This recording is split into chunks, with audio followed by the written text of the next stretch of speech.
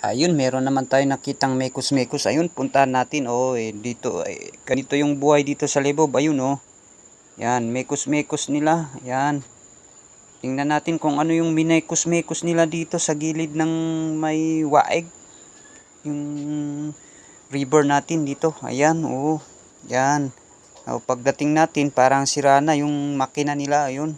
Parang natakot sa atin kasi mekos-mekos natin. Ayan, naayos. Yan yung mga kasama nilang nagtrabaho dito sa bukid. Ayun, mekos-mekos nila. Ayun, inayos, pinaandar. Ayan. Ayan, mekos-mekos nila.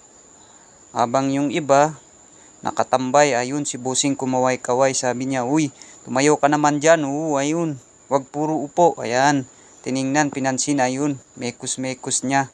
Ayan, sabi niya 2 inches daw yung ano, yung mekos-mekos. Ayan, umupo, tumambay na naman si Bossing. Ayun, yung ibang kasama natin, oh, mekos-mekos na nila. Ayan, yung iba, nagbubuhat na.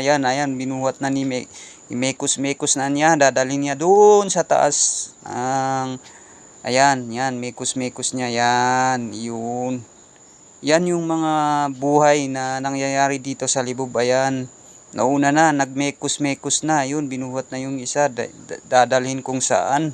Sana all dinadala. Ayan, yun yung isa. Naglalagay ng palay sa sako. Ayan, mekos-mekos nila. Ayan, tumayo na para tutulong din naman, para hindi pa upo-upo. Ayan, mekos-mekos na niya. Ayan, yan, oo, yan.